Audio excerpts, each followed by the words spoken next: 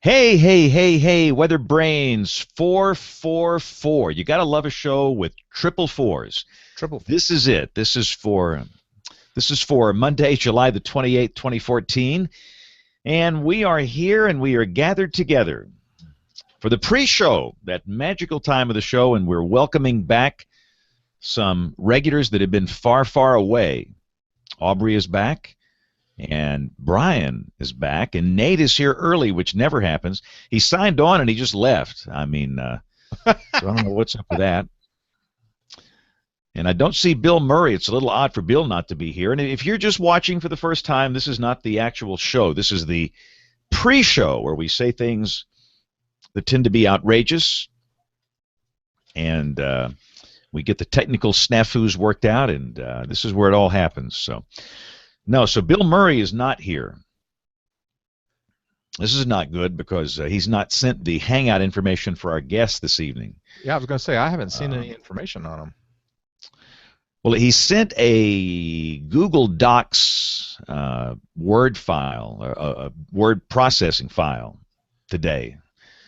Okay. And, so I opened that and had the questions and answers he's going to ask, and okay, here he comes. He just joined us. There we go. We were worried. Yeah, never fear. Underdog is here. And your audio is hot as a firecracker. Yeah, because it's the right microphone for a change. How about now, James? Oh, there's Testing 1, 2, 3. Testing 1, 2, 3. Feedback, please. I think it's a lot better.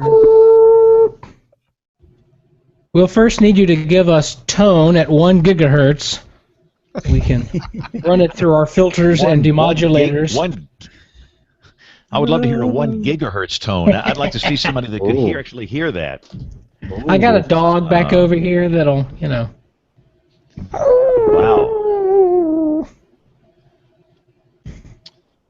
Oh, man. So Aubrey magically showed up, and we started hearing the reporter doing a countdown while voicing some type of script. And then we don't see her. Oh, she's in the studio. Hello. Oh, that's wow. Oh, We've been upgraded from an edit bay. All the edit bays were taken. a likely All excuse. 4 of them. Because of the war with Russia. That's great. So are you going to do the weather on the news there tonight? I am. So I have to step out at 10 and 11, which is 9 and 10 for you. No, it's 10 and 11. Your computer over. I think you should take your computer over there and just, let us say hi to your audience. Say these guys on Weather Brains want to say hi. I can leave it on if you want. Oh yeah, we could talk really loud and see if we can get on your newscast. You'll see the backside of me. There's a comment to be made there. I'm just too classy to make it. Be careful. Yeah. Don't be careful, even Nate. think about it. Hold Nate back. Show title. Maintain our PG rating, Nate. I've been back for less than 2 minutes. Yeah. I'm trying to keep it classy. They've been so well behaved class while in you were San gone, Diego. Aubrey. Oh, guys, I've missed you. Yeah, we miss you too. I bet we miss you more than you miss us. Whenever she's not here. So you're still getting married? I am 2 weeks from yesterday. Still getting married. James, is there something we need to know? There's still hope, James. Are you all making the road trip? We just wanted to sing. I mean, why do birds suddenly appear every time you are near? Oh, boy. That's pretty good. You could be Karen Carpenter. We could sing Love Will Keep Us Together. No, the right wedding song is We've Only Just Begun. To Live, White Lace and Promises, A Kiss for Luck, and We're on Our Way. I picked out every single song on my playlist, but I think I can add. Are you doing the electric slide? Please say you're not doing the electric slide. No. Thank God. The fiance and I said no cliche songs. Good. So what's the coolest song that the The coolest wedding song that you're going to have played at your wedding that nobody else has ever had played at their wedding, but they should. Our first dance song. And that will be? It is very untypical. I probably don't want to. I probably don't want to spill it, but I will. I will share it after the fact. Let's just say it's not exactly a slow song. Oh! That information is embargoed. I've got it. It's Freebird. No. Freebird by Leonard Skinner. No. The Devil Went Down to Georgia by Charlie Daniels. No. He was looking for a soul to steal. He was in a bind. He was way behind, and he was looking to make a deal. The first Let's just say I had to have the DJ find a clean version of it. Ooh. That's always a good thing. Oh, this is getting really good. See, I'm telling you, the greatest part of this show is the pre-show. See, the produced version, they won't hear this. Hey, Bill, do we have a Google Plus account for our guest tonight? I did not see one. Uh-oh. Uh-oh. Booking officer fail. Yeah, this is a bad booking officer day. You're exactly right, Aubrey. It's been a horrible Better booking officer day than you have with me doing it.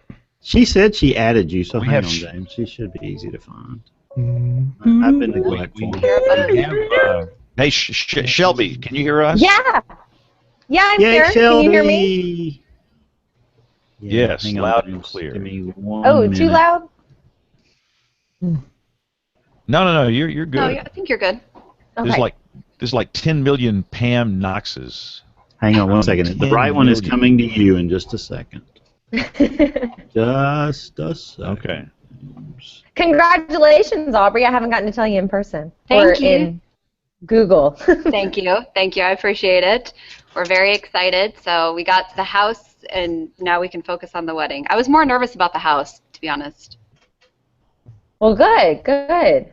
So it's all coming together. When's the big day? August 10th. Oh, wow. It is all coming together, huh? Yes, and we also decided to have the rehearsal dinner at the new house. Fun. So a housewarming party and a rehearsal dinner all in one. Yeah, so I'm excited.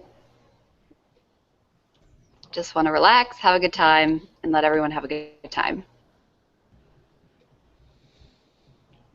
Yeah, I see all the ladies posting in our group about all the wedding stuff. It's exciting. I kept things super, super simple. So that's the way to do it. Yeah, I'm sure. I'm sure that makes your life a whole bunch easier and probably make the whole day a little less stressful too. Oh, my bridesmaids this morning were asking, how do you want my hair? I'm like, I don't care. How do you want your hair? Whatever you want to do. They need to aspire to have hair like you, Aubrey. Whatever they feel Aubrey does comfortable have good with. hair.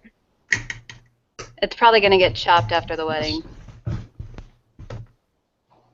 We'll see. When the conversation turns to hair, all of us guys are out, except Brian's got some hair for an older Brian's man. got good hair. Thank For an you. old Oh, man. well. For an old guy, yeah. For an old man, wow. You have the hair. You have the hair of an angel. The words of Ron Burgundy, or That's no, right. Champ Kind said that about Ron. My fiance has Bill hair. Bill hair? Yes. So in other words, no hair. Yes. Like the manager on Dilbert. Exactly. No, Bill is in you. Oh, my hair looks like the manager on Dilbert, so that's not good, Aubrey. Take that back. It looks good. Oh, thank you. You have to make sure and wear sunscreen. I think that, yeah, exactly. I have this Clinique lotion sunscreen that goes on, in the morning. That's right. I tell him hat or sunscreen. Good. You watch You have out your for choice. him. When is he going to be on the show, Aubrey? Are you reserving that till after the vows are exchanged? We can do it now that we finally have Comcast has decided to fix our internet at the house. We can one Monday night when I'm off, we could set that up. And Shelby, I started your email, but I didn't send it to you about the specific topic tonight. So I am really a severe failure as the guest booking officer tonight. We were rehearsing for a meeting we have to run tomorrow here, and the time got away from me. So Indian food is going to arrive while we're watching the show. Oh. And as a matter of fact, it's here now. I'll be right back. Did he say Indian food? Yes.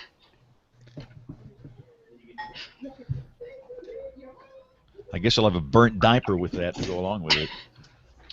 And if you did not watch Anchorman, you have no idea. That doesn't make any sense. I'm as happy as a little girl. My Indian food- Bill, where are you?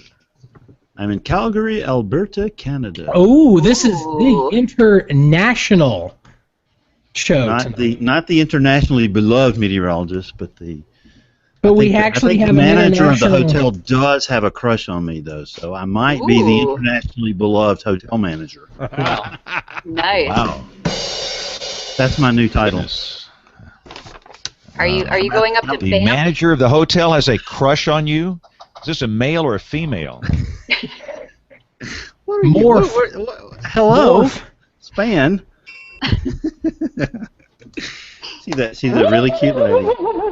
So anyway, my Indian food has arrived. So I'm so excited. So I'm going to tear into it. So you're hanging out there. somewhere in you're somewhere in Canada Mm-hmm. Yeah. eating Indian and, food. and your point is? Exactly.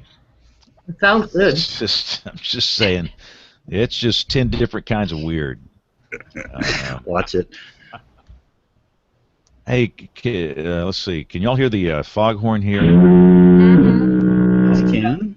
Yes. All right, good. We are routed.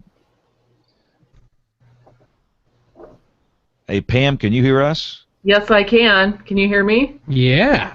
All right. Yes. Hey, the gang's all here. We're on television.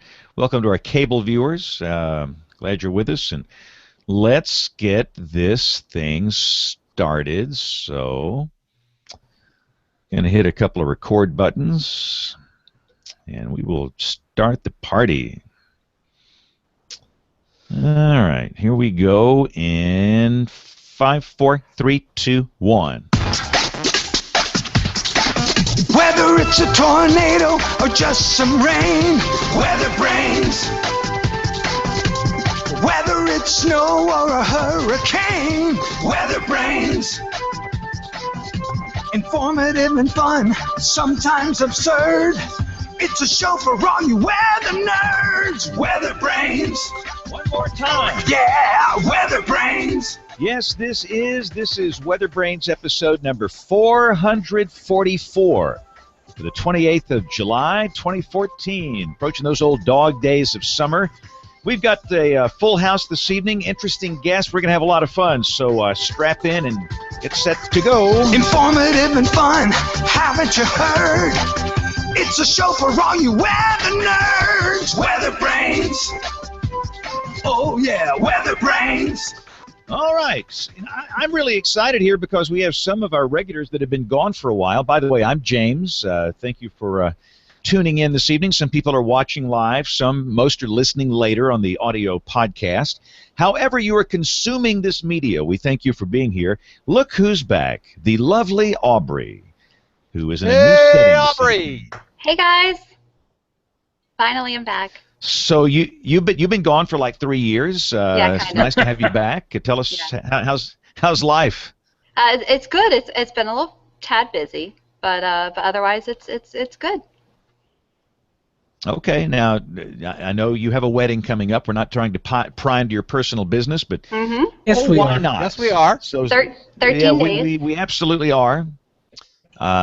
This is this going to be an affair where you have the armed guards with a perimeter so nobody can get in there, and you've got the airspace blocked so the paparazzi can't get in?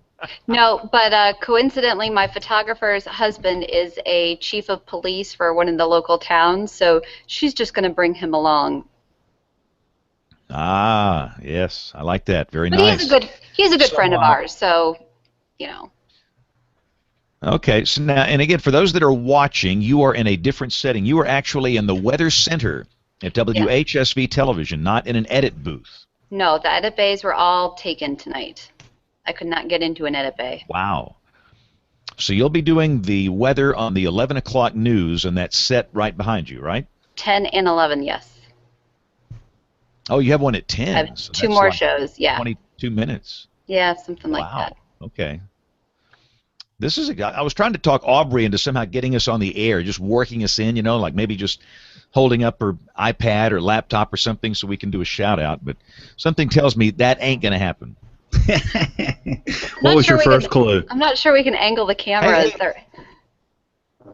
Hey, weren't you kind of busy with weather here yesterday and last night? Yeah, I had to come in last night on my night off. So how bad was it? You know what? Here, not bad at all. It was there was a lot of lightning, but I think other than a couple of somewhat medium-sized trees down in the mountains, I haven't heard of any other storm reports. But where I used to live in Johnson City, Tennessee, that was the area that that really got hit. My brother took a picture of what looks like a tornado just a couple miles away from him. It looks like it was the Gray tornado just north of Johnson City that kind of came through and moved through downtown Johnson City is what it looked like. So that was something yesterday. So you nearly invented a word there, Aubrey. If this was a confirmed tornado, it wasn't a bronado. A bronado. So like a sheriff-nado or whatever. So this would have been a bronado if it had been an incorrect sighting, right? Probably the people that I'm closest to the most, the three tornadoes, well, the two tornadoes just north of Johnson City, it probably came within about a mile to two of all of them. So it was kind of a close call. But, everything was fine. My brother said the lightning just did not stop. He said it was just completely constant. So. Well, that's always a sign. Yeah. When you got that strobe lightning. Remember Old Shoe James and that Carbon Hill tornado back in the Veterans Day outbreak? Yeah, the nonstop lightning is a clue that something's going on here. Speaking of those that have been AWOL, look who's back. Brian Peters, the internationally beloved meteorologist, is back from a world tour. Not exactly. And he may be fading fast since he had to work the morning shift this morning. Aubrey, I feel your pain. Yeah. Did a couple of those too. Yeah, your pain is about to be intensified. In my life, in my career, I've been doing this for 36 years. I have worked one morning shift. Oh, one now major morning shift. Just No, rub it in. I'm just saying. It was like a nightmare. I mean, this was the most horrific thing I've ever had to do. Like, you don't have time to think. You don't have time to eat. You don't have time to go to the bathroom. You don't have time to do anything. I mean, every minute that you have to do something. I mean, it was just like nonstop. So, You're right. Brian, for those that don't understand the morning shift, when do you get up for that? And when do you come down here? Let's see. I got up about 2:25. 2:25. Yeah, and I was out at the station. I have it down to an art, so that I was at the station by a little before 3:15, and worked on everything. And you go on the air at 4:30, right? Yes. Yeah, and then it's like a hit every 5 minutes until 7 a.m. So yeah, and I had some failures too. So let's not go into those. You had some what? Some failures, Do I? No. Do I need to go get the video file of this show back here? Please don't. This is not a good week for failures, Brian Peters. Yeah, I know. Well, I had my share, and the problem is, not having worked a shift in like 2 months, or maybe it might be even longer than that. So you get rusty. It's very easy to get rusty. Yeah. The morning shift is an absolute booger. Yes. But welcome back, Brian. Thank you, sir. We have Nate Johnson of WRAL Television, and you have an astute observation here about 2 weeks in a row. 2 weeks in a row with Shelby's on the show. What does it mean? So we'll introduce our Shelby here in just a minute. But Bill, who do you have lined up for next week? Do you have another Shelby? You better start working. I better get. If this week is any indication, we're in deep trouble. It's a tradition now. You got to back it up. Okay, I'll get right on that. I think I've shot my wad on the two Shelbys. I think they were the only Shelbys I knew. So, unfortunately, unless we get somebody. Show title. Hey, Brian lives in Shelby County. How about that? Does that count? Oh. Does that count? Yeah. And we have a Senator Shelby. Does that count?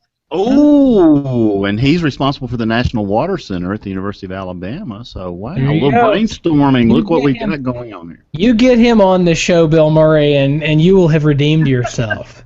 To actually get a sitting U.S. Senator on the program, good luck. We're all counting on you. Myself, and now I feel terrible. What did I do? What did I do? All right, But well, that would be Bill fun. Murray is in some saloon in Canada. We don't know where he is. He's right? dressed up like he's going to some bankers convention. You were in Indian where? food. Where in Canada, Bill? I am in Calgary, in Alberta, And on the western side, flames. north of In- Montana. in- Yeah. In the province of Alberta in Canada, he's eating Indian food. I mean, this whole thing makes no sense. I mean, what are you doing there? You just decided that you needed to take a vacation to Alberta? It's our very first hotel in Canada. You know, we've probably done 150 hotels over the last 11 years. And explain to people what that means, because a lot of people don't know what you Okay, do. this is a good Your story. main So- job. Who watches the Travel Channel ever on this show? Anybody? Yeah. Wait, Travel Bueller, Channel? seen it. What's that? Yeah, the Travel Channel. You've heard of it. So there's this show called Hotel Impossible. So, show of hands, who's seen it? I have. Is anything like Dinner Bueller. Impossible? Bueller? Yeah, it's like Restaurant Impossible. So Pam, you've seen it, right? Oh yeah, once or twice. It's pretty So interesting. there's this little Banny Rooster man named Anthony Melchiori, who is a very famous hotel manager. He managed the Algonquin Hotel in New York. And so he talked the Travel Channel into a show where he would, receive the names of failing hotels. And he would then go there, and for 2 days he would, come up with all these terrible things that were happening at the hotel, teach the owners how to run them properly. And it's a reality show based on those experiences. And so for a hotel person, it is required watching. And it is absolutely what we do day in and day out. We go to a hotel that has some challenge. Like in this case, this hotel has a situation because its price-value relationship's a little out of whack. And so when we got here, we saw the hotel manager was great, the employees were great, the facility was great. It's like, what's the problem? So tomorrow is teaching team members how to go above and beyond, like everybody on the Weather Brains panel, to go that extra mile, to deliver that 9 or 10 service. That's what we do on this show. That's what Nate's doing right now. He's adding lighting. That would be an example. Bad lighting, but it's lighting. So, it is lighting. I thought he was putting on. It looked like he was putting on deodorant to me from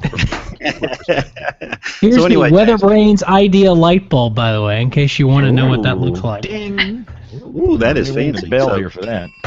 So anyway, Pam, that's what I do for a living, and that's what pays the bills, because obviously WeatherBrains isn't doing it. Well, Anyway. you make $300,000 a year from this show. I mean, what do you want? I mean, come on. But, All right. Well, Bill, bring in our guests before they hang up on us. We're turning Well, the yeah. floor over to you. James, tonight's guest panelist is the morning midday meteorologist, and she has not approved this information, so it could be incorrect. But KFSN, the ABC O&O in Fresno, California. She's a recent graduate of Mississippi State University.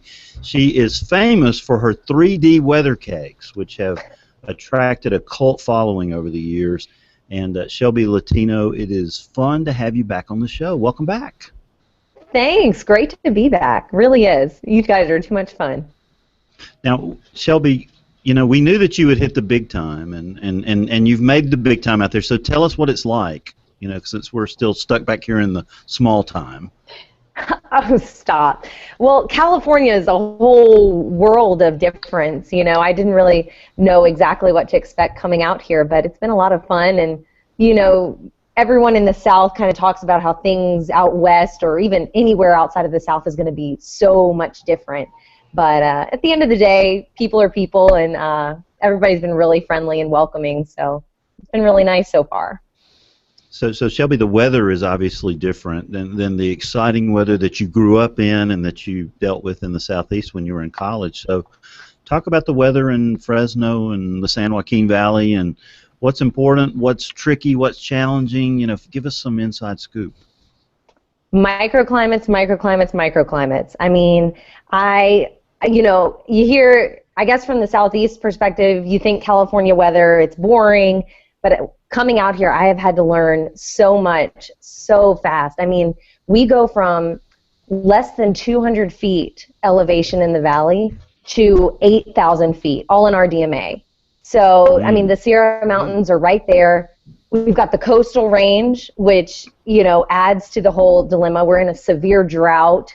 So any sprinkle on the radar is all of a sudden the equivalent of severe weather because everybody wants to know who's getting it, where's it going, not the equivalent of severe weather rather, but I mean, to these people it is so, so important because we're so agricultural and this drought is really, really hard in this area right now. Well, now that's a perfect segue, and I didn't ask you to do that. You did it beautifully, Shelby, because the email that I didn't send you says that when you look in the dictionary for the definition of the word climatologist, you see tonight's guest Weatherbrain's picture next to it. She was the state climatology, she's been in state climatology offices for nearly 20 years, being the state climatologist for Wisconsin and the assistant state climatologist for Georgia. She's past president of that association, which is the American Association of State Climatologists. She's a CCM, and she's currently serving as the agricultural climatologist for the Crop and Soil Sciences Department in Georgia at the University of Georgia. So, Dr. Pam Knox, we welcome you to the show tonight. Thank you. It's my first time. I'm really excited to be here. Now we feel a real grassroots connection with you because, of course, you're married to the famous Dr. John Knox, who is one of our favorite people on the show. Right. He's been on several times. He's always our go-to guest whenever we, something falls through. He's the guest booking officer's go-to. So if when you see John, it means that he's gotten a call and said, "Hey, John, I need you. Can you go in 30 minutes?" Yeah, he's just in time delivery.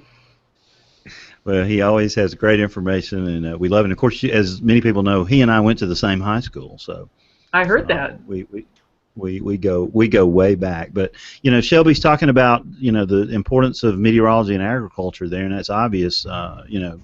Because of what you do. So talk for a few minutes about the drought that they're experiencing in California and other parts of the country, and the Garden of Eden summer that's going on in the Midwest. Yeah, it's been an amazing variety of experiences, and a lot of it you can sort of track back to unusually warm water in the Gulf of Alaska, which has set up this really strong ridge and trough pattern. There's high pressure over the western United States, which has really intensified the drought there. They're in terrible shape in California and the West Coast.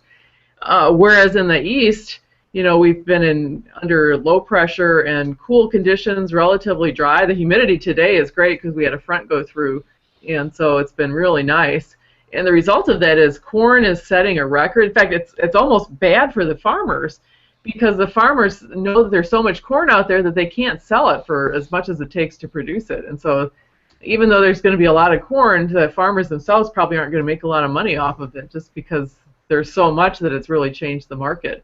And I think the same thing is true of soybeans, another big crop.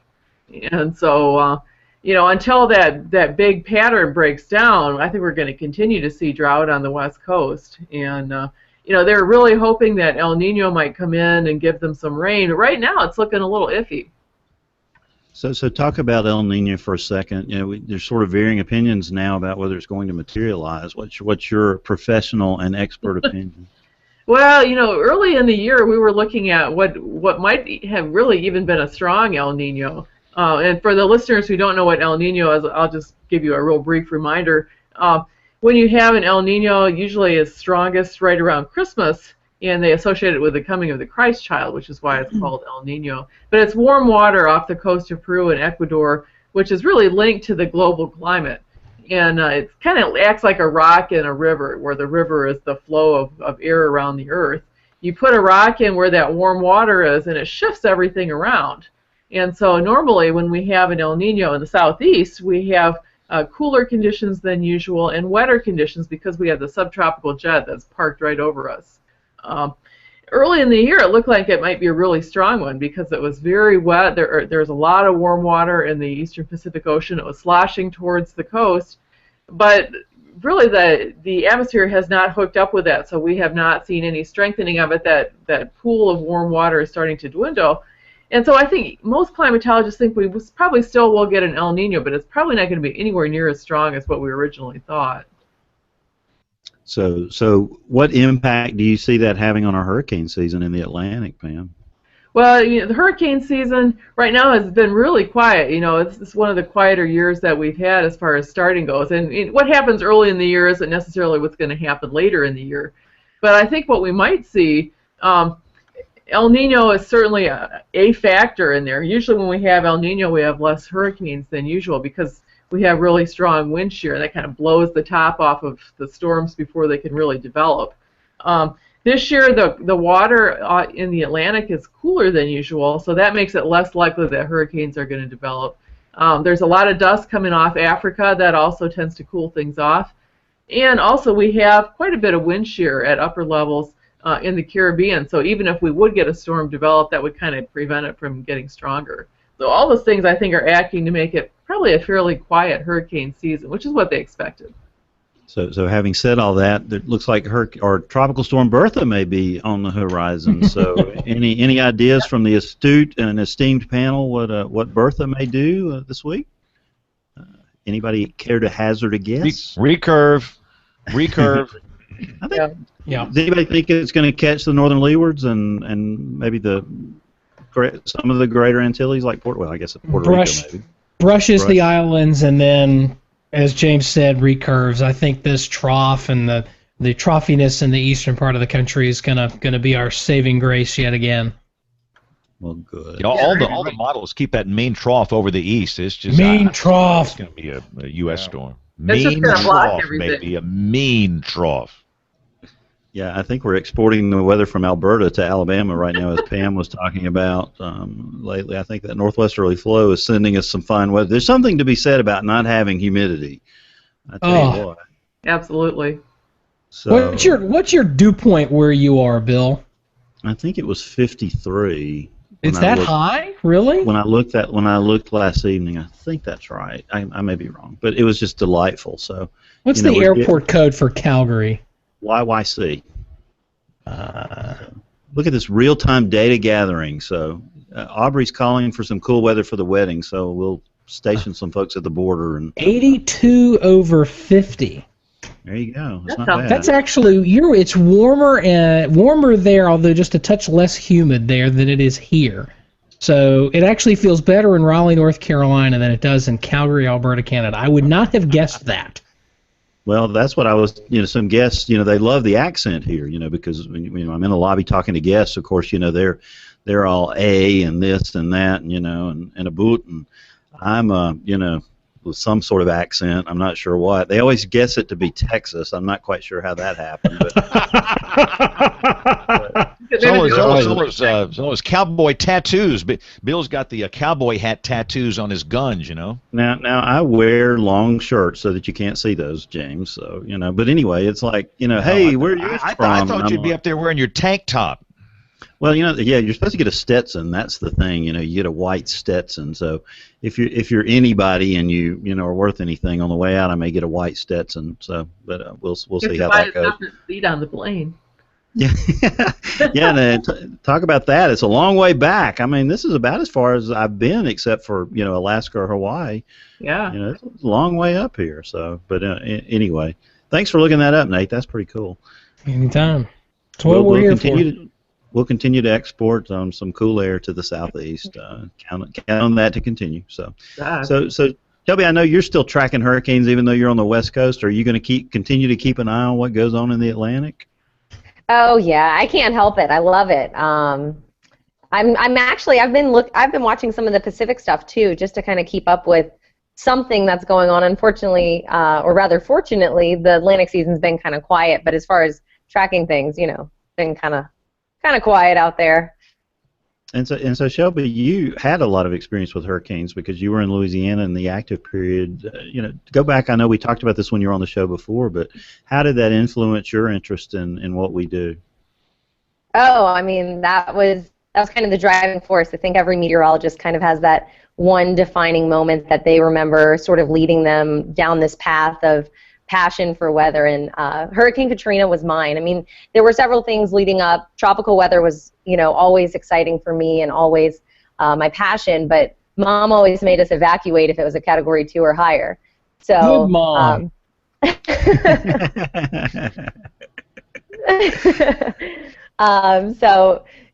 guess some of my best experiences were the Category 1s where I got to stay, but we were out of town for Katrina. Still had a really big impact on me. A lot of my family stayed. A lot of my family lost their houses. My dad's an emergency responder, so he stayed, and we didn't talk to him for about a week after the storm. But you knew he was okay. So, it was a scary time. I remember. Sorry? Can y'all? Is my internet going or is Shelby's? I think it's hers. I believe Shelby's fading. Oh, darn it! It takes it's a long way to California. A lot shorter for you than it is for the rest of us. Hey, yeah, and I got to fly through Los Angeles coming back Friday night. So. There you go. Did you ask a question though, Bill? Her video looks okay. I can't remember, Shelby. Oh, okay. that was more than 10 seconds ago. It's all that Indian food, Bill. It's just blowing your mind. It's the turmeric. That's what does it. Turmeric. So your dad was a first responder. What community did y'all live in Louisiana? We live in Covington. Covington, Louisiana. So north of the lake. North of the lake. All of my family. Yes, still heavily involved. All of my family, though, my extended family who stayed behind the Bay St. Louis, Waveland, Pass Christian area, which I'm sure you guys know, directly affected along the Mississippi Gulf Coast. So most of them lost their houses, and we've got all kinds of crazy family stories from everybody who stayed. But thankfully, everyone in my family was okay after the storm, with the exception of losing their houses. Now, one of the things that, of course, came out of Katrina and all hurricanes, I guess, are insurance claims. And Pam, have you done work in regard to that? I know you've done a lot of forensic meteorology and climatology. Yeah, I was one of the meteorologists who did a lot of the testimony for the Katrina cases, and also Ivan before that. One of the issues with Hurricane Katrina was that they had changed the law in Mississippi the year before that to make it so that if your house was destroyed in a hurricane, you had to prove whether it was the wind that did enough damage to destroy the house first or the water. And of course, in Katrina, not only was there some wind, but there was a lot of water, and it wiped out the houses completely. And Shelby can probably talk about that. I imagine some of your friends had some really horrific stories to tell. So in the past, they had always had it so that the insurance company that was covering the wind damage and the insurance company that was covering the flood damage kind of split the cost.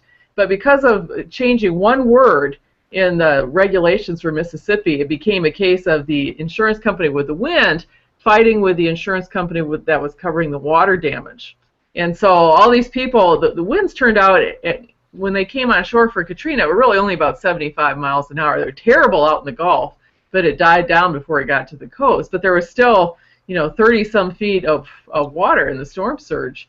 And so, the wind came in, it blew the houses. There was some damage. The houses that were farther away back from the water line had a little bit of damage. They had they had shingles that were off, maybe a little bit of roof damage. But the houses that were close to the water were all wiped out by the storm surge. And a lot of the people had insurance for the wind, but not for the water. So it became very important to them to try to show that the wind caused enough damage to their house that insurance should pay, even though the evidence was wiped out later by the water. And so it was a very complicated issue. I think the very first person that was tried the very first case was Trent Lott. And believe me, they pulled in the big guns for that. And Talk about high profile. Yeah. Well, he had a house right on the water, as you can imagine, and he won his case. But I think most cases after that, they showed that the wind just was not strong enough to have caused significant damage to the houses and the water. It really caused most of the issues. Wow. So Shelby, at lunch today, the people from the hotel were asking, they were like, we're talking about great cities that you want to travel to, and of course New Orleans to me is one of the great cities, not only in America but in the world. And they said, oh well, we'd love to go to New Orleans, but wasn't it really heavily damaged? Will it ever be back to normal? And I said, it's really, other than the things that happened in the lower Ninth Ward and obvious places that have had a harder time to come back. The city itself, the touristy areas are functioning and beautiful. So Yeah. Shelby, talk about that for a minute. Because you're close to New Orleans and that's important to you. Do you think New Orleans is ready for the next big one? That's a great question. I don't know. I don't know that they've taken the necessary steps. I hope that they have. But like you said, what a lot of people don't know is that the French Quarter and the touristy areas were not the most heavily affected parts, and the media, of course, focused on people along the Mississippi Gulf Coast, including some of my family members, felt a little slighted because they were obviously heavily damaged. And I would say, as far as resiliency and coming back, New Orleans is definitely back, definitely thriving. As far as people looking to visit, it's the same New Orleans it's always been, lots of history there. There are parts that are still looking a little rough, but the Mississippi Gulf Coast still really trying to come back. You drive around there to visit family, and it still doesn't look like it used to. It hasn't come back quite as well as New Orleans has, that's for sure. Yeah, Brian Peters and I were two of the last people to see it the way it was, because we were there on that Sunday morning, Brian, weren't we? Yeah, that's right. Wondering why everybody wasn't getting ready. Yeah, that was amazing to me that there was really not more action taken by the mayor and other people to get folks out. John and I were sitting and talking to each other saying, what's going on? Why isn't there more action? And Camille. Yeah, there well, you go, Shelby. That's the magic word. That's right. I think that was part of it. So what did your family say about that in retrospect? Shelby, were they influenced by that Camille, there couldn't be a worse hurricane than that one, or did you influence them to get the heck out of the way? Absolutely. They were, my uncle, big weather lover, he tracked hurricanes with me since I was a little girl. So he knew what was coming. He knew, and he had lived through Camille. He wrote it out on the roof of his house on the Mississippi Gulf Coast. So he knew, and he still kept his family. They stayed through Katrina, and they have a video. It's on YouTube, I'm sure, somewhere. But they have a video where he has the camera shining out the window, and he says, look, kids, this is where the water's going to stop. It didn't come any higher than this during Camille. This is where it's going to stop. And it was right at their door front, and they ended up getting 7 or 8 feet in their house. Ooh. So, ouch. I mean, and it's all on. They lived in Waveland. That's my family in Waveland, and they were a block and a half from the beach. And they rebuilt. They're there still, and we go there and we walk to the beach and have a good time down there. But I think next time they'll evacuate. I think that's exactly right. So, transitioning from hurricanes to water for a second, Pam. Obviously a big battle in the southeastern United States is between the states of Alabama and Georgia and Florida over the Chattahoochee and that water. There's a great new movie that we saw at the film festival in Telluride that's coming out that is fantastic about the river and its importance to all those regions, and looks very fairly at both sides of the issue. Talk about that as an important former state climatologist in Georgia, and in your current role about what do we do about things like that with water rights? And obviously Shelby has interest in that too, but talk about it from Georgia's standpoint in the southeastern United States. Well, water, I think, is going to be one of the key factors, really not just in the Southeast, but all across the world. You see it now in California, where water is going up in price like crazy. Absolutely. They can't get water from the surface, so they're really withdrawing from the groundwater. But it takes a long time to recover from that. So that's already an issue out west. In the Southeast, we're kind of spoiled because we get, on the average, about 50 inches a year. And with 50 inches a year, you don't have to be very conserving. I was in Mobile last week for a conference, and they don't use low flow shower heads or anything like that. They've got plenty of water, and so really they haven't had to be very conserving of it in the past. But the problem is, as you get more and more people using that water, and more utilities and water bottling companies and so on, you're dividing up a finite amount of water, and it becomes really hard to portion it out properly, especially when you're in a drought. And the worst droughts in Georgia probably get down to 35 inches a year, which compared to a lot of parts of the country is still riches. But in the northern part of the state, really almost all the water is coming from the surface because the groundwater just isn't there, and the watersheds are small. Down south, we've got a lot more sandy soils. The aquifers recharge quicker, but the water doesn't really stay in the soil very much. So it's very easy to get a drought in Georgia because there's just not much water holding capacity. And so the result of that is people are really trying to increase their irrigation because even a few inches at the right time is enough to save a crop for people in the southeast. You can kind of see that difference between Alabama, which doesn't have that much irrigation, and Georgia, which has a lot more. And Georgia is a lot more productive because they're able to do that irrigation. So do you think you'll ever see our 2 National Guard units staged at the Chattahoochee and getting ready for a fight, or is this going to be resolved in the world of politics, Pam? Well, it's hard to say because there's good arguments for a lot of the different uses that people want to make of that water, and unless you can figure out a good way to price it and maintain mussels and things like that, it's hard to know how they're going to portion it out fairly. You might argue that in some respects they're kind of maintaining some of the endangered mussel species a little bit unfairly, because if they had gone through the drought with no dams or anything like that, they probably would have been in worse shape than they were with getting regular releases from some of the dams upstream. And so, it's hard to factor that all in. I think we're going to have to learn to be a lot more conserving of water in the southeast than we have been in the past. People are going to have to learn how to use it more carefully. But I think there's still a lot of room for growth, and if you use irrigation in a smart way, where you only irrigate as much as you need and where you need it, then I think there's still a lot of room for improvement. Well, the issue hit home for me because, of course, James Spann and I like to chow down on a dozen, oysters on the half shell, and of course, the Chattahoochee eventually ends up in Appalachia Bay, and that's one of the most prolific oyster fisheries in the if not the country, the world. And so you've seen James eat a dozen raw oysters on the half shell, you haven't lived. It's the only thing he likes less than Indian food. So, but anyway, I digress. So, talk about water rights in your area, Shelby. Obviously, that's got to be a big deal. It's a huge political deal, and I didn't know coming out here how severe. I mean, you hear it on the radio, you hear it on television. There's PSAs.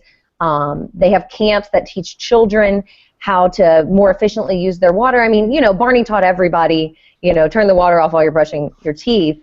But, I mean, it takes it to a whole new level here. And the most recent thing that I found very interesting, because it just wasn't something I'd ever thought of, homeowners associations fighting with the city because the city's new regulations only allow you to water your grass, I believe it's 2 times a week, and it has to be early in the morning, even number houses on Monday and Wednesday, odd number houses on Tuesday, Thursday, that kind of thing. And, if you follow the city's regulations, your grass is essentially dying. So the homeowners associations are a little upset that the green grass is dying, but I think the city did get trump card on that, and they said that the homeowners associations couldn't fine people for having brown grass for following the city's rules. But it was kind of a back and forth. For a while, citizens were getting hit from both sides, getting fined by the city for using too much water, getting fined by their homeowners associations for not using enough. So Walter White's rock yard in Albuquerque will become the norm in Fresno before it's all over with, huh, Shelby? Breaking Bad. Let's hope not. I've gotten my Breaking Bad reference in for the night. So There you go. So now, Pam, you've obviously worked on heavy precip events as a big part of your research career. Talk about that for a moment. Prior to working here in Georgia, I worked for the National Weather Service in Silver Spring, Maryland, which is the headquarters, and worked on what they call the storm statistics, intensity, duration, frequency analysis. The project that I worked in was in the Pacific Northwest, but worked on a bunch of projects over the years.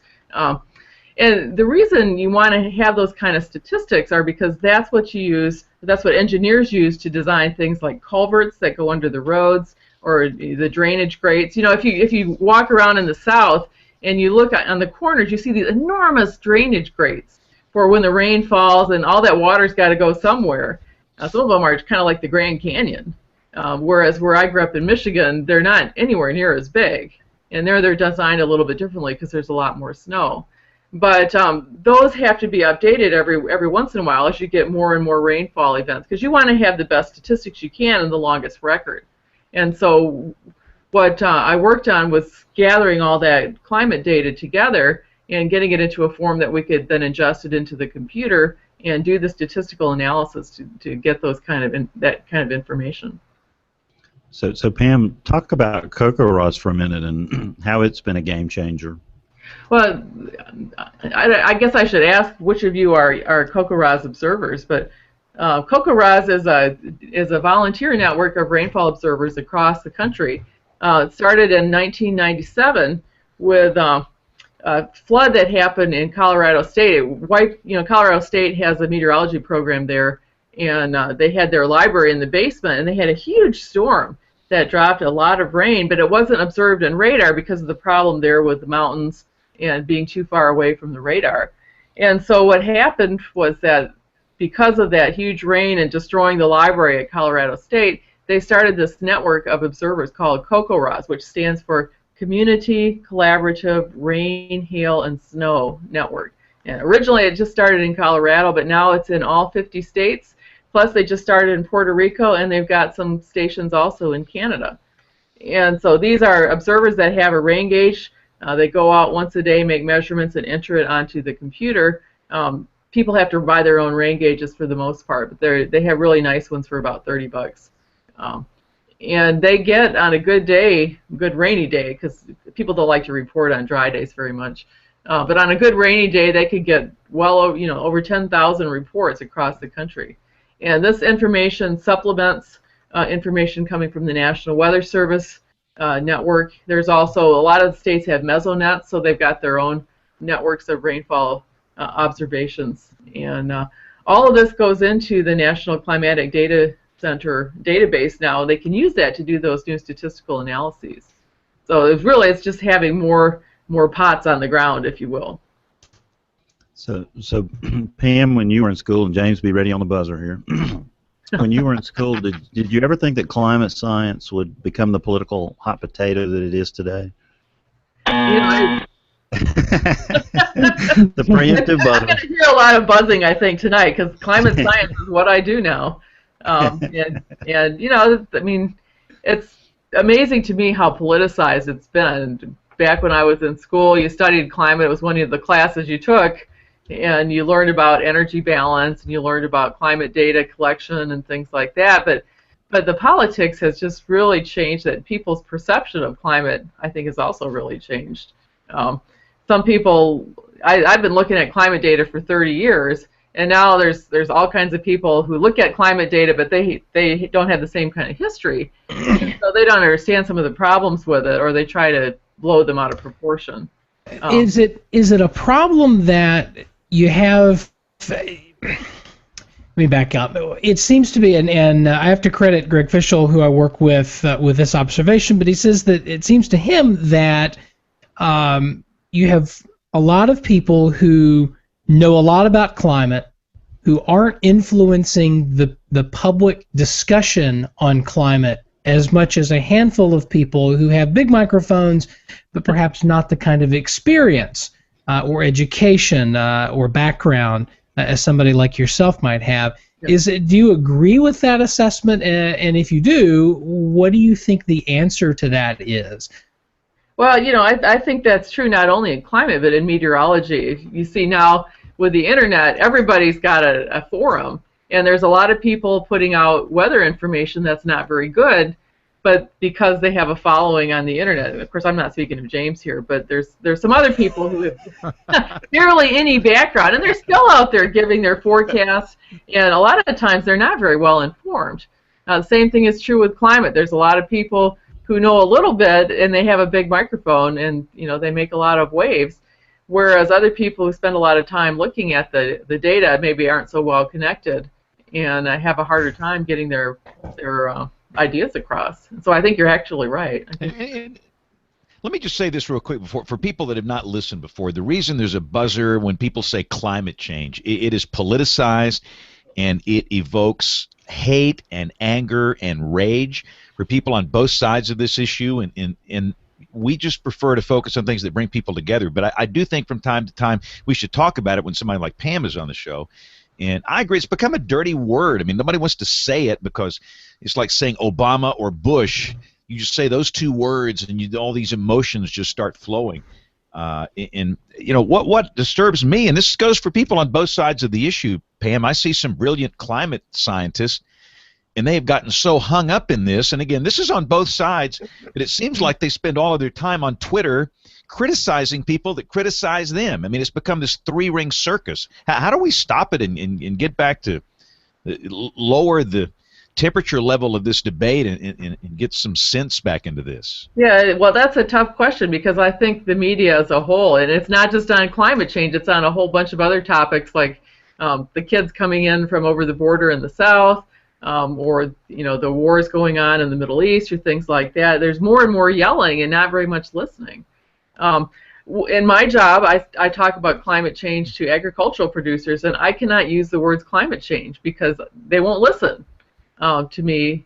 If I say that, I've lost them within 30 seconds. So I spend a lot of time talking about climate variability and about drought, because those are things that affect their bottom line, and they understand those. So I think it's you got to try to avoid some of the shouting, and getting just back to the data is probably not good enough, because some people don't want to listen to the data, and they've got all these questions about the data, questions about the models, and things like that. We know none of them are perfect, but at the same time, there's there's a lot of good science that's been in there, and there are a lot of good scientists working on it. They're not always very well recognized. But for ending all the shouting, I don't know what to do. It's a really tough problem, as you pointed out. Yeah, it's just bad, and that's the reason I like Marshall Shepard, I think you know Marshall, Pam. I do. He's come in, and I think he did a great job during his year as AMS president to cool things down. Yeah. And Marshall was seen in public with Judy Curry from Georgia Tech. He's been seen in public with, I think, John Christie from the Alabama State climatologist. He's seen in public with Michael Mann. He's seen in public with people that have different viewpoints.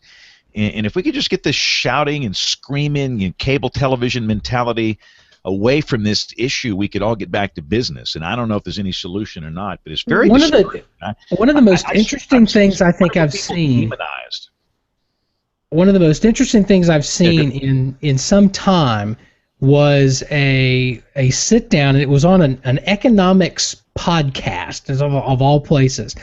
But it was Kerry Emanuel from MIT and John Christie from UAH on the same stage for an hour and change, having a rational, intelligent, polite, certainly impassioned, but not in a bad way. You clearly have two people who really care about what they're doing and the work that they're doing. They see the facts and the projections differently, but they were respectful about it.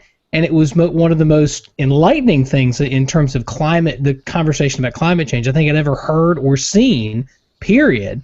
And to get two folks that, are by all accounts on the opposite sides of the spectrum, although, even if you talk to John Christie, he is, he's one of the 97%, as it were, and he says so himself. He just doesn't think that the magnitude of this problem is going to be as big as Kerry Emanuel does. But it was a really fascinating conversation, and if you have the opportunity to dig this up and listen to it, I found it to be quite interesting. And Pam, I don't want to put you on the spot, but have you seen that or heard that? And if you have, do you have any thoughts on it? I have. I know John Christie. I gave him a ride to the airport just a couple weeks ago. And he's a great guy. I don't agree with all of his assessments about climate, but he's got everything is very well thought out, and he's got a reason for explaining the way things are. I mean, people have different values for what they think are important and how you should weigh, different actions that you're going to take and how you should weigh different data.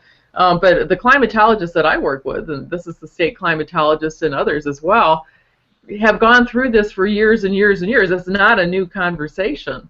As time goes on, there's new data that's come up, or new data sets that have been acquired, and so we've been able to really kind of change or get a little bit more in depth as to what's going on. But the people, I think, in general are very respectful, and they're people with strong opinions because they've got a lot of data to look at, and they really strongly believe they want to help the world, and they want to help the world come to decisions about what needs to be done. And weather is one factor, but there's a lot of other things that you have to take into account too. You have to take health into account, economy into account.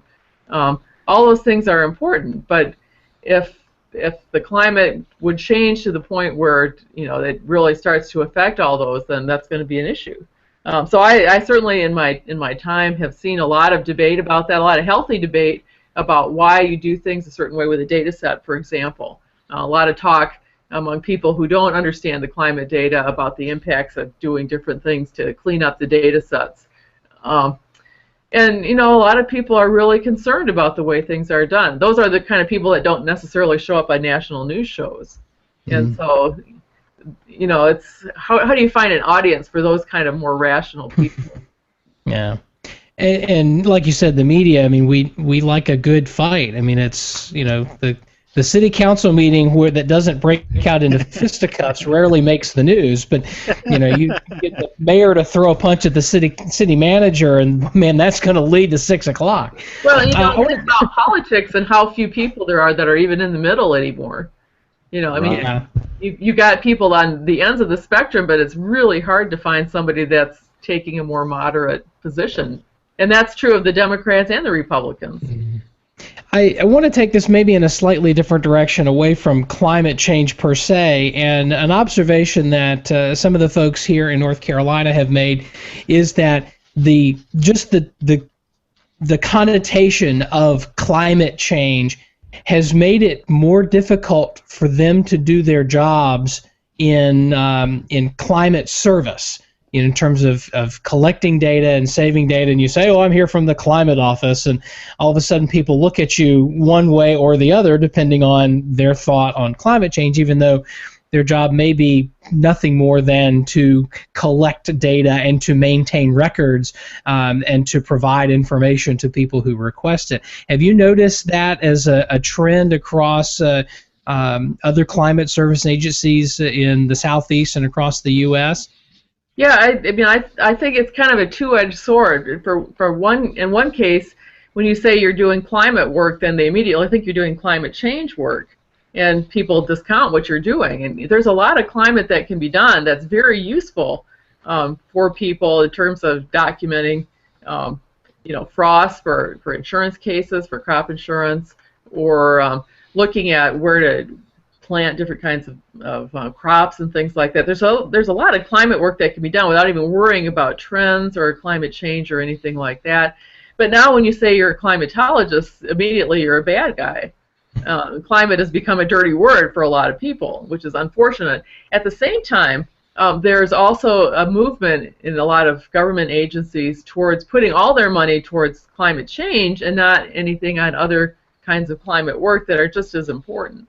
And so you've got this kind of pull. In one case, climate is kind of bad. In the other case, climate change is good, but nobody wants to do climate services, which is what I really do most of the time. So Pam, politics may have played a role in you leaving the assistant state climatologist job in Georgia. How would you care to comment on that hot potato?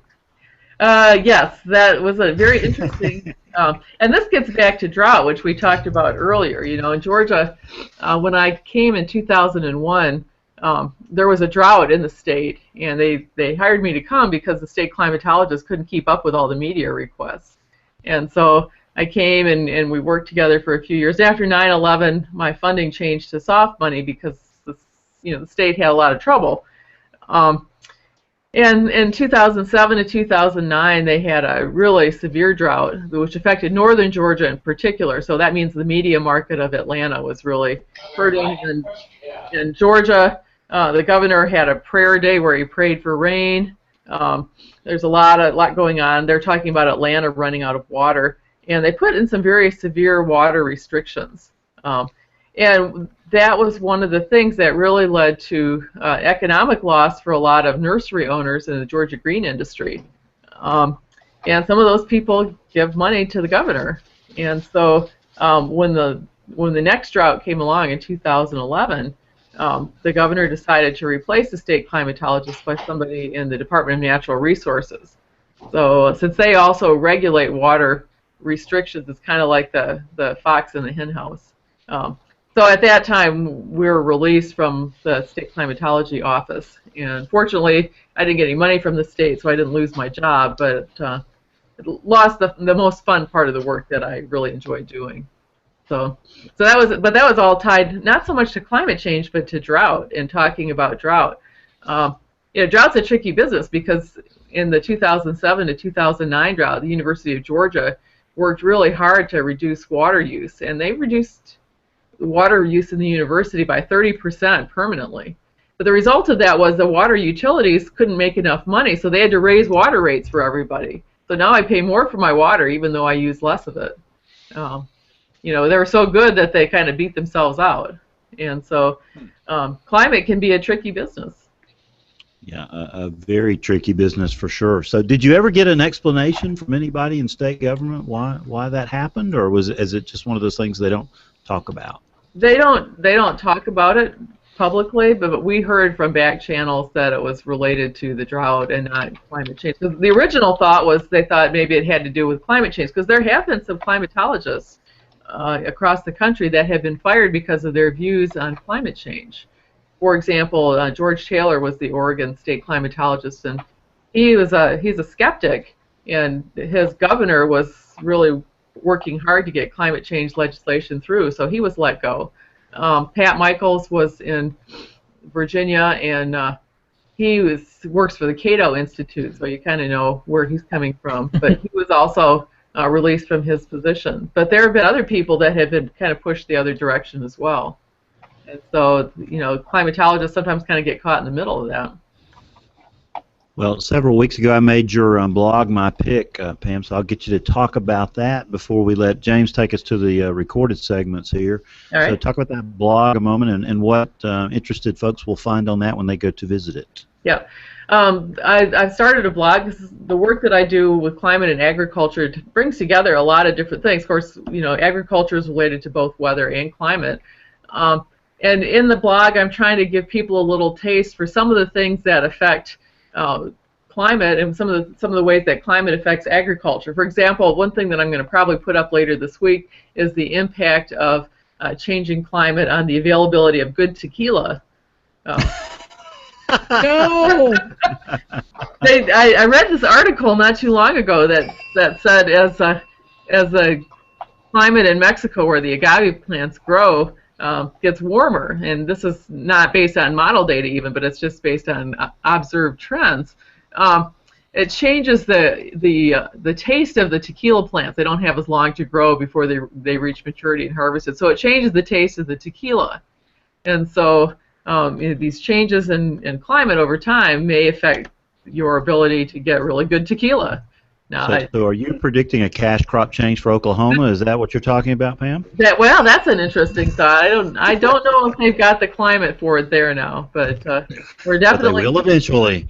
Yeah, and so some of the things I talk about in the blog are climate and agriculture in the news. We talk about how the droughts that they've had in the Midwest have changed the availability of beef. Beef prices are at an enormous high right now. And that's because of the drought a couple of years ago where people had to really cull a lot of their cattle. So the availability of beef cattle is way down. And so right now we're paying sky-high prices for beef because there's just not that much out there. And that's all related to climate and agriculture. So that's one of the things I talk about. Talk about some of the impacts that we've seen on water. For example, we know in Europe, temperatures in Europe have been warming, and it's changing the population of fish in the lakes. So if you're a fisherman, I don't know if any of you are fishers, but if you like to go fishing, we might expect to see some of those changes over time. Now agriculture is sort of a byproduct of that, but there is a lot of aquaculture in the southeast, and so that is certainly something that could be impacted. Talk about a variety of other things. Some studies that I've done with Melissa Griffin down at Florida State, just looking at the warmest years that we have on record. You know, we have about 100 and some years of record. If you just take out the warmest years and look at what those are, it shows that in the warmest years, say about a 1 degree increase in temperature will lead to about a week-long increase in the length of the growing season. So if you're a farmer, if you've got a longer growing season, you can either plant earlier or you can plant a different kind of variety of crop that takes advantage of that longer growing season. And so we talk about that a little bit as well. So it's a little bit of everything. I try to give some good websites that are just fun to look at. The wind website that has that nice wind diagram where the wind is kind of blowing around, put that up. The new thing I like to look at is the real-time lightning map website that has been posted on a few places on Facebook and so on, which is just a riot to look at. I started looking at it in early June, right before we had several days of derechos. And it's a great way to sort of track the path of the derecho as it's moving across the eastern United States, just by looking at where the lightning's occurring. So try to, as I said, bring in a little bit of all of that, but always keeping in mind the relationship between climate and agriculture. Cool. Now notice Brian just hung up on us. Pam, you must have made Brian Peters mad. I mean, he gets his feelings hurt very easily for some reason. But we do have Brian on an audio file here. We got Weather Brains 101. We're going to come back with the email inbox while Aubrey is in between newscasts. We'll have some news. We'll have picks of the week and much more as Weather Brains rolls along. Weather Brains 101 with Professor Peters. Sometimes in the field of weather, and probably just about any field, we run across terms whose meanings don't fit with the rest of the world. Now, I'm not making fun of this word, but I think the term extratropical is one of those words in the field of meteorology. We heard this term just a few weeks ago with the first, and so far, only named tropical storm of the 2014 hurricane season. Now, think about it. Extra crispy means more crispy when ordering your chicken. Extra spicy means more spicy when ordering anything that can be spiced up. Oh, but not with this term. Extratropical is a term found in advisories and tropical summaries to indicate that a cyclone has lost its tropical characteristics. In other words, extratropical really means less and not more. According to the National Hurricane Center, the term implies both poleward displacement of the cyclone and the conversion of the cyclone's primary energy source from the release of latent heat of condensation to baroclinic processes that are those that involve the temperature contrast between warm and cold air masses. It's also important to note that cyclones can become extratropical, but still retain winds of hurricane or tropical storm force, so even when the character of a system is changing, the impact can still be the same. You have a question about the weather? Drop an email to question@weatherbrains.com.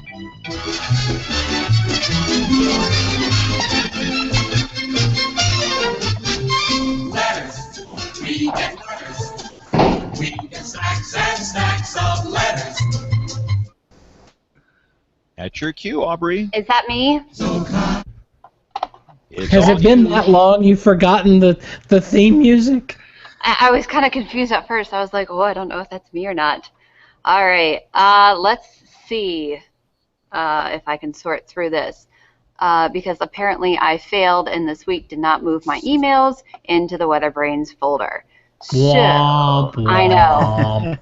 This,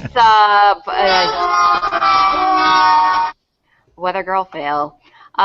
This one is from Daniel Lucas, in Alabama, and it is about new windstorm and tornado standards that are underway. And I saw this article somewhere out, but they're basically working on improving the existing damage-based EF scale.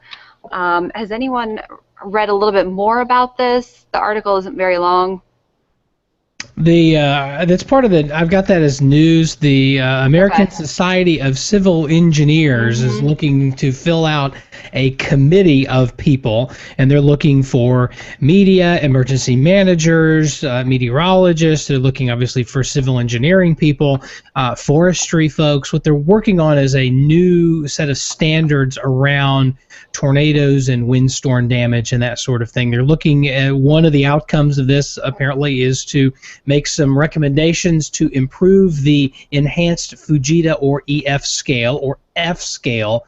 F, pronounce the E as a softie. Anyway, and if you're interested in that, you can just Google ASCE Wind Standard Committee, and it'll come up. There's a form they want you to fill out and explain why you're interested in that sort of thing. But look like a pretty good thing they're trying to put together there. So hopefully they'll get some good folks and make some good quality recommendations. Any idea on impact on maybe insurance for those impacted? That I don't know. I mean, any sort of change to standards might involve changes in insurance. At this point, it's way too early to tell. Just curious. And then there was a great article sent in by Marcus Toops, who always sends in some really interesting articles. And let me pull this up so I can see where it's from. The Dog, which is a kind of a funny explainer of what does a 40% chance of rain mean. And just quickly going through part of it, 20% chance of rain means it's probably not going to rain unless you have outside plans. Whereas an 80% chance of rain means it won't rain if you have an outside event that you don't want to go to.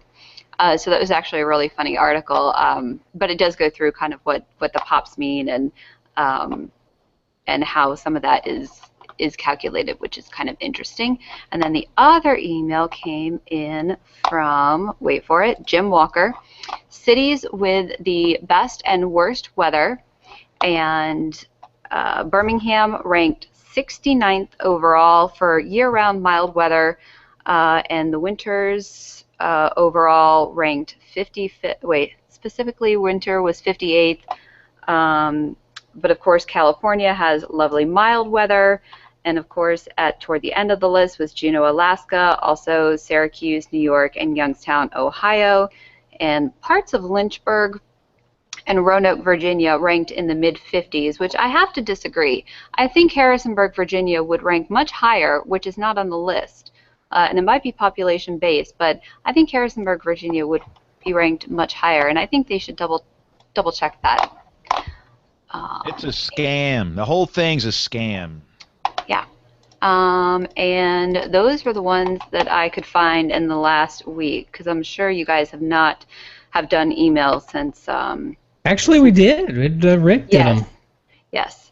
So if you have an email or a suggestion on what you would like to see on the show, or something maybe you don't like with the show, or maybe a guest you would like to see on the show, send us an email at weatherbrains.com.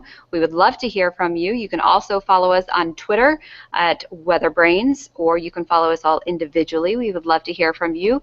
You can find our website, just search weatherbrains. We are also on the Facebook. Don't forget to find us on Facebook and Twitter. And you can also go to our website, just search weatherbrains, and fill out a listener survey and let us know how you find us every week, how you found us, how much do you listen to us, and all sorts of stuff. We would love to hear from you.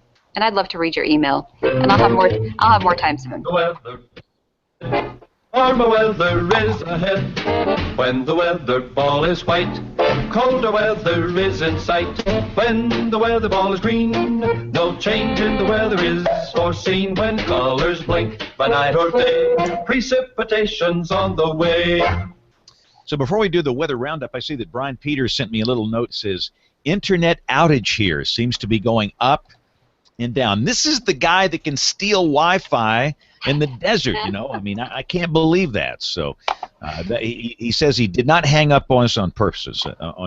On purpose. So Nate Johnson, you can do the weather roundup. We talked about Invest 93, maybe a recurve that should be Bertha. But what else is happening? I think last time I checked, as of Monday night, we were looking at a 70% chance in the next 5 days. That becomes something with a number or a name, so we'll be watching that. Big story across the U.S., a return of below normal temperatures across the eastern, really half to two-thirds of the country. The cold front making its way, stretching right now from roughly southern Maine all the way down across the east coast, down eastern North Carolina, South Carolina, and then becoming stationary across parts of the deep south. A nice 1025 millibar high centered over the Dakotas, sliding in from our neighbors to the north. So Bill Murray, thanks for shipping that cool air our way. We appreciate that. Likely some record-breaking temperatures across the plains in terms of cool weather, and so that's certainly good news. Out west, we have a Tropical Storm Herman that may be contributing, if things line up the right way, to an already well underway monsoon season across portions of the Four Corners region. They desperately need the rain, and hopefully they will get some over the next couple of days. So overall, a quiet weather week. Once we get this front out of here, we've had some pretty big storms here in eastern North Carolina, and I want to give a shout-out to Ed Petrowski on Twitter, who is just doing a fantastic job. He's got a couple of folks that tweet him some really great pictures, and some of the pictures he shared tonight on Twitter have just been stunning, and I've retweeted a couple of them on my Twitter feed. You can do @NSJ, follow me there, and you'll see some of those. You should give Ed a follow as well. He's the chief meteorologist at WPDE in Myrtle Beach, South Carolina. So, and speaking of storms, we had some storms in Colorado today. I have to make a mention of this. You do not see this every day. And I would show this, but the screen share app is gone. I'm gonna be cranky for a minute. The screen share app is no longer there, but or else I would show these. It's not there. Yeah, but it's gone, and I can't get it. We have Showcase. Yeah, and I can't get that too. Showcase. Well, actually, no, hold on. It's there. It's back. Oh, okay, cool. There. All right, so it wasn't there for me before, but there it is. Here are, for those who can see this, these were some of the METAR observations, the coded observations from the Denver International Airport, the oldest one at the bottom. And notice at 21:53Z, which is about 3:53 p.m. Mountain Time, plus FC, which those of you weather geeks know, FC is funnel cloud, and anytime you put a plus in front of something in the METAR code, that means heavy, or in this case, tornado on the ground. In this case, they noted a tornado 8 miles northwest, movement unknown.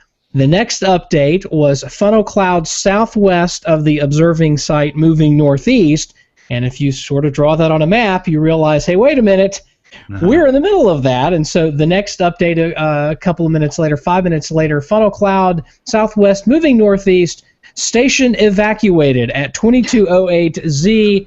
So they basically got out of Dodge at 4:08 this afternoon and were evacuated for about 15 minutes before they were able to get back in. So you don't see that every day, although I would argue, and I don't have the date in front of me, I think I'm going to do a little digging, but I am almost certain that the new Denver International Airport, because of where it is and everything else, they report more funnel clouds and tornadoes than any other reporting station in the country, and I'd put money on that. So if you think you've got an observing site that reports that more often in the actual METAR code, which you pretty much have to have an observer there, that ASOS isn't going to do that automatically.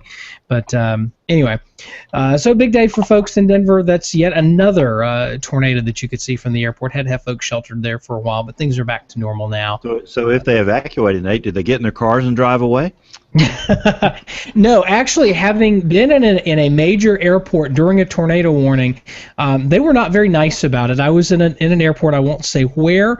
It was one of the big major hub airports between the Atlantic and the Pacific, and we were there. We got in, and big storms rolled through, and then they had a tornado on the airfield, and so they were sort of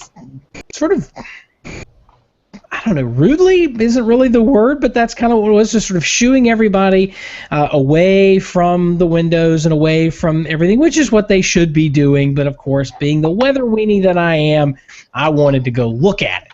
They didn't take too kindly to that, and so forcing us into the restaurants and everything in the middle of the concourse.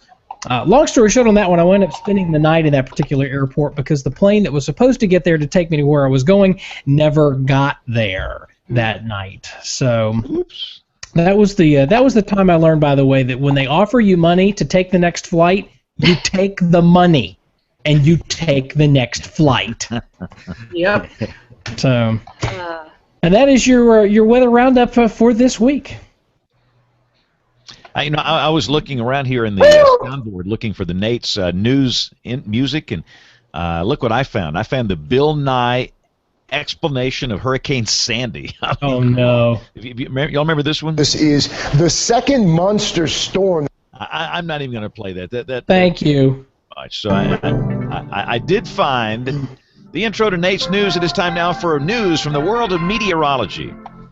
And we got to get Morgan Palmer to voice this. I was going to say, we had Morgan him Palmer to do the intro for this. We had him on the show last week, so I've already done one of the items. We talked about the American Society of Civil Engineering looking for folks to populate their committee on new wind standards. I talked about the Denver.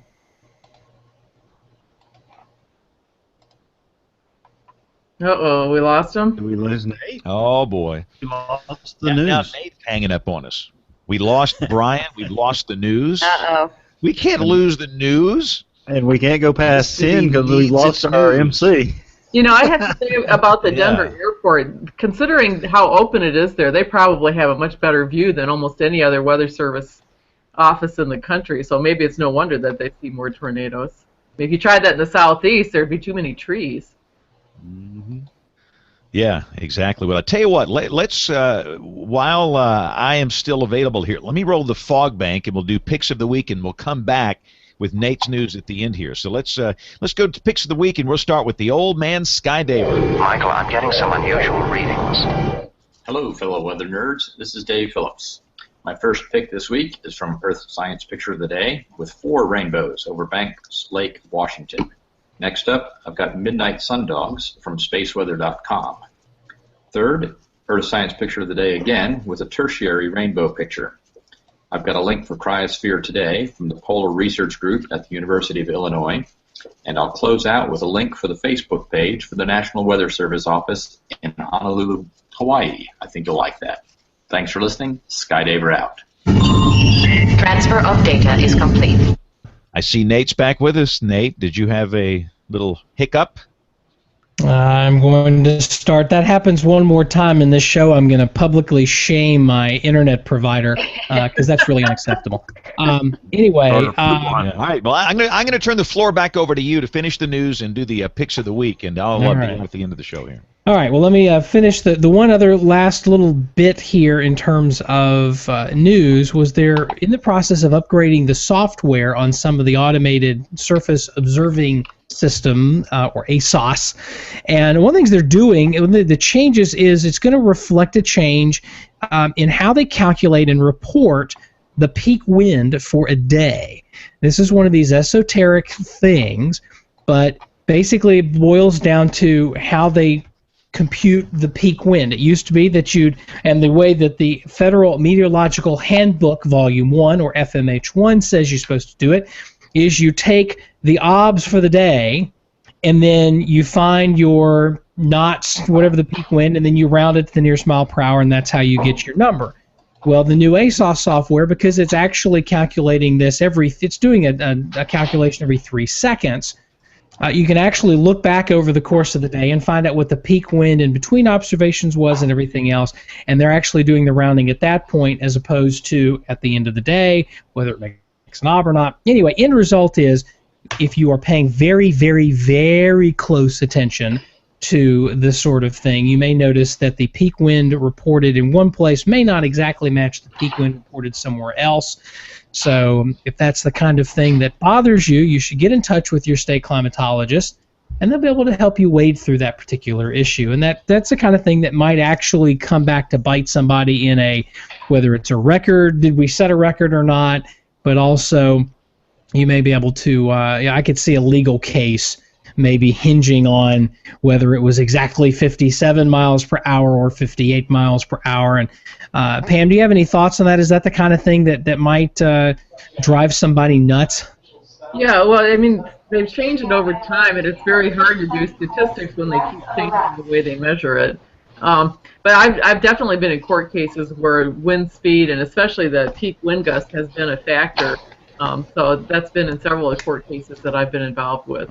Then you got to worry about differences in the height, because the measurements are taken mostly at 10 meters. But sometimes the object that's being hit by the winds is at a different height, so you got to worry about that. And there's also the distance factor where you're a ways away from where the observations are. Mm-hmm. That's maybe one of those things, Bill. We ought to do maybe we've talked about doing a TV-centric show. We ought to maybe do a consulting meteorologist or forensic meteorologist show. It's been a while since I don't know if we've done that or if it's just been a while since we have. But that whole line of meteorology, I think, is really fascinating. We put CSI to shame. The Coco Ross has webinars, and the August webinar is on the CCM program, and I'm going to be speaking today. Excellent. Aubrey, I think you may want to mute because we're getting. Oh, sorry. Your anchor type people are talking, and we're trying to have a show here. Don't they know we're trying to do a podcast here?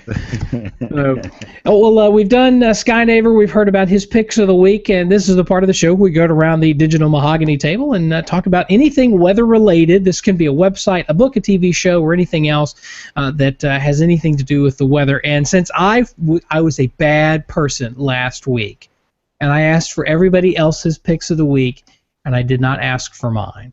And so I held over my pick, and my pick is the Kickstarter campaign for an app called Updraft.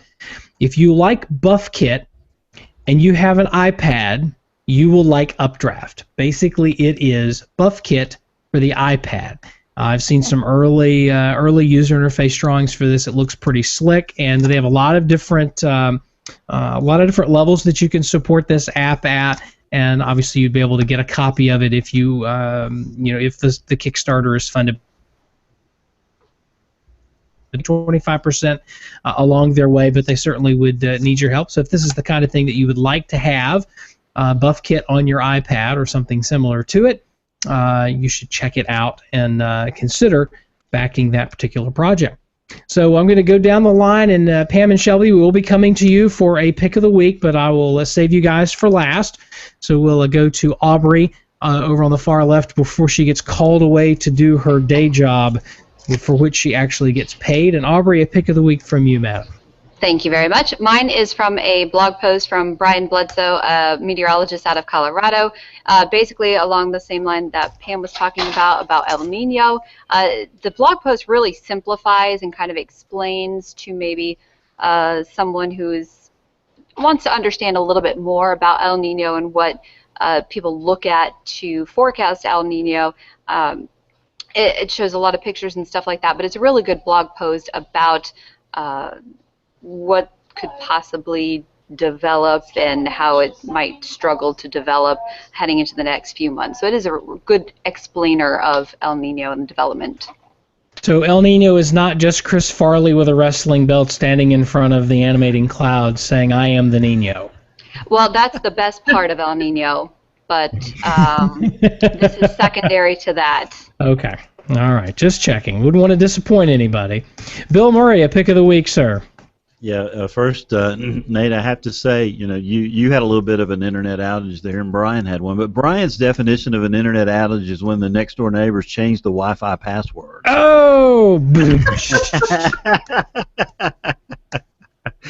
Nate, two of our panelists are forensic meteorologists. And of course, John Scala's on vacation tonight, and Brian is, has been caught stealing Wi-Fi. So they certainly would be in on that idea too. So that'll be a lot of fun when we do that.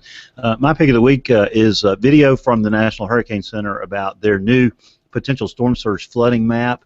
Dennis Felkin sent that around, and it's a great video and sort of explains that map and how it works. So we have a special show Wednesday night. If anybody's seen Ryan Maui, tell him I'm trying to get in touch with him. Pam, so tell John to be ready just in case Ryan doesn't show up. He's going to be on standby, or we're going to be moving the Updraft folks up, Nate, one of the two. So.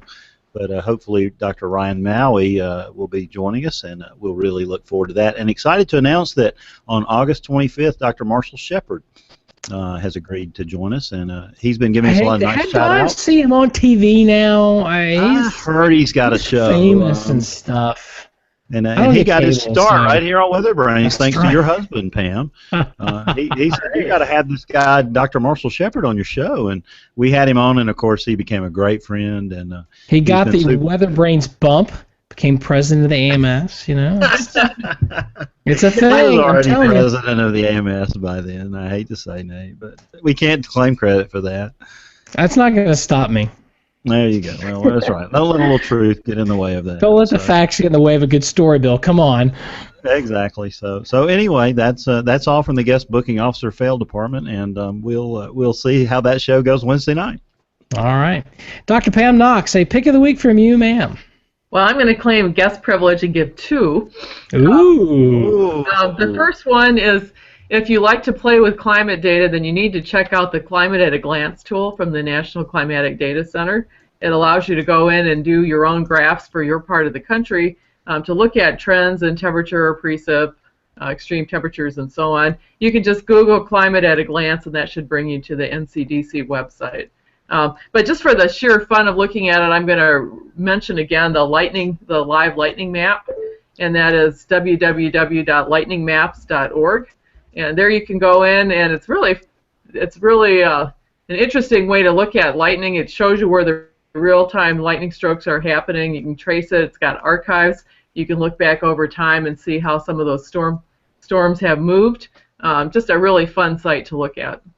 Good stuff. Good stuff. Shelby, pick of the week from you, ma'am.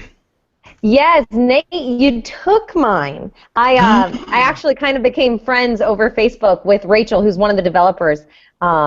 And yeah, so definitely go check out Updraft. I'm super excited about them doing this. I think it's going to be pretty revolutionary if they can get enough support. But I have another one. You guys may have heard of the El Portal fire going on in Yosemite right now. Mm-hmm. Pretty cool. Just if you like watching weather, I have this fascination. I grew up in the South, so I have this fascination with mountains anyway because I never saw them. But the Yosemite National Park Service has tons of webcams out there, and you can actually see the fire by Half Dome. You can see the smoke. But it's really cool when it's snowing. It's cool when there's just cloud cover moving in. You can see a lot of stuff just by watching the weather. And so I really like that website. It's the Yosemite National Park Service. If you Google it, you can find it. But yeah, really cool just for watching weather moving across Yosemite. Good stuff. I just have to mention, by the way, those of you who are both weather geeks and aviation geeks, Oshkosh is this week, and I'm looking at yes, the big EAA fly-in in Oshkosh, Wisconsin.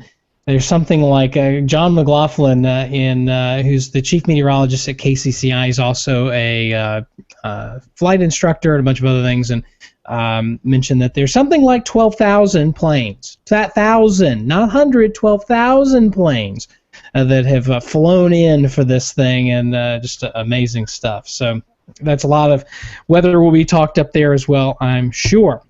And of course, just as soon as I was going to come back to her, she gets up. So, Shelby, how can folks find you if they want to get a hold of you after the show is over? I'm on Facebook, Twitter, Instagram. Most of my handles now have changed over to at Shelby ABC30. And now my Facebook title is this big, long meteorologist, ABC30, Action News kind of thing. But you should be able to find me.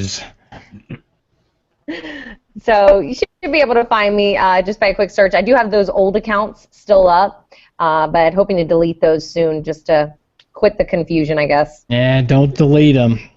Do you still do your blog, Shelby?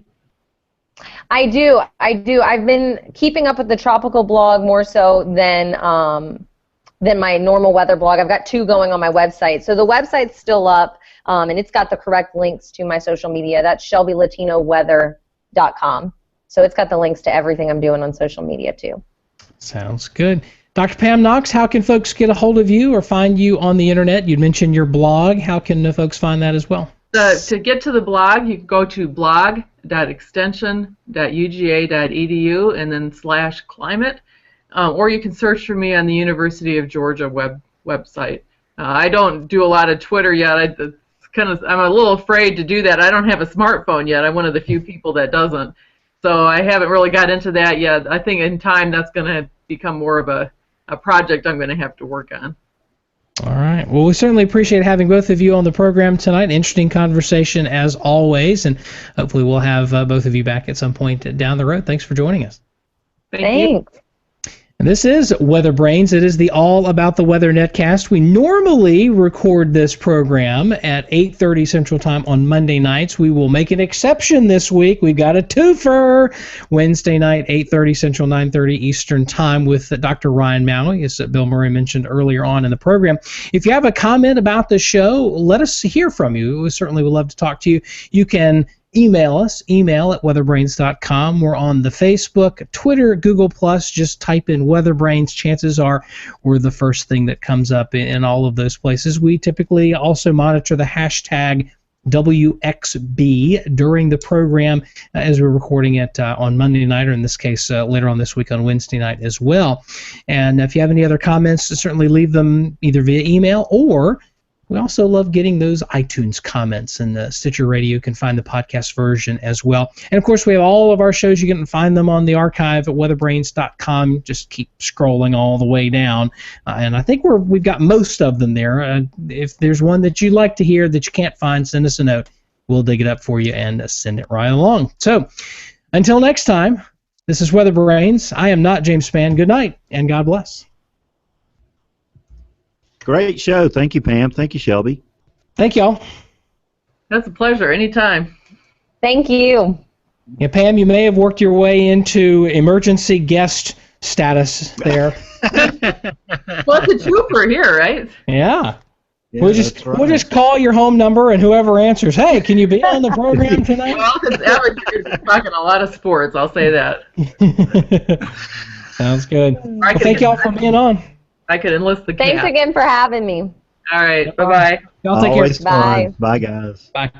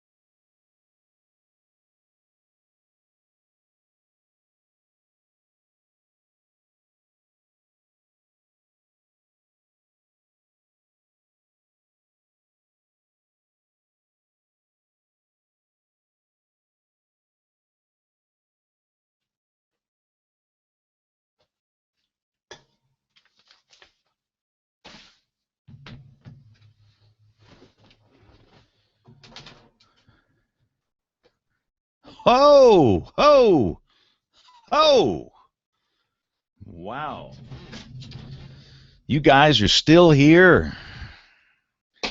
People are still watching, and we're still recording, and this is going to be on YouTube. So enjoyed the show tonight. I thought that was very good. Nice to have Shelby and Pam with us. Wow, just found out that Bill Lord is out at our sister station, WJLA. These are interesting times for us. You know, if you've been watching these little end of the show segments and listening to the pre-show, you know that we are under new ownership where I work in the television side. For 18 years, I have worked for the Albritton family. They own WJLA in Washington. They have ABC stations in Tulsa and Charleston and Lynchburg, Little Rock, a bunch of them around the country, and they sold all to Sinclair, and they will close the deal Thursday. Sinclair takes over Friday. So the bottom line is I will be working for Albritton Thursday, and Friday I will be working for Sinclair, which is the largest owner of television stations in the country now. And we just found out during the news that Sinclair is not going to retain Bill Lord, who is the general manager at Channel 7 in Washington, WJLA. That's the biggest station in the chain. He oversaw Channel 7 in Washington and News Channel 8, which is a local cable operation up there. He is one of the best in the business. He is a great guy, and I know that's awfully hard for my colleagues at Channel 7 when somebody that you know and respect and love and you've worked for him for such a long time is going to have to move on. He'll be at the station through the end of September, so he'll be there about 2 more months, and then Sinclair will bring in somebody. And, you know, we've joked a lot about, you know, we don't know who they're keeping here. We don't know. I've joked about, you know, finding a job. I do not know. I mean, I have an employment contract, and there's several more years left on that, and they've said they're going to honor those. I guess we'll find out that they're doing here a week from this Friday. I would imagine what's going to happen, the first day Sinclair has the company, they're going to be at JLA. That's the one they want. They don't, you know, I mean, we make a lot of money, but we're not at the same profit level as JLA. It's a much larger market, and I would imagine they'll be at JLA this Friday and spend some time there, and then they're coming down here. We're the second largest market in the chain, and so we'll see them August the 8th, and we'll probably find out that week, you know, next week, who stays and who goes. So our news director here has left. I've worked for this news director for 18 years. Gary Kelly, great news director. Great relationship, loved what he's done with me and the freedom he's allowed me to be me. And Gary's moving on to the general manager of WSLS in Roanoke, Virginia. So he's going to move up from news director to general manager, which is a good promotion for him. And I just hate to see Gary leave. And anyway, we just don't know. So I might be working at the Bass Pro Shop as the greeter here in a couple of weeks. But boy, what a shock to see Bill Lord out. Wow. I don't know if the crew said this, but this week we have a Wednesday night special, and I'm going to take vacation. This is kind of creepy. You got new owners coming in, you know. You're taking. Usually they fire you when you're gone, so this might be it. But I will not be here for 5 days, 5 work days. I'll be gone from this Thursday until next Wednesday. So I won't be in town next Monday night. So we're going to do next week's show Wednesday night, and I do believe that Ryan Maui is the guest. He is the guy with all the cool computer model maps, you know, weatherbell.com. Can't wait to talk with Ryan. I've not had the pleasure of meeting him, but he seems like an interesting guy. So that'll be Wednesday night, 9:30 Eastern, 8:30 Central, right here. And if you want to watch this live, if you're watching this on the YouTube video, most people gather around the site live.bigbrainsmedia.com. There's a chat room and the live stream going on together, and that's the annual the weekly party on Monday nights, and again we'll do it on Wednesday night this week. So on that note, I got to go. Y'all have a great week. Good day. See you next week. Bye.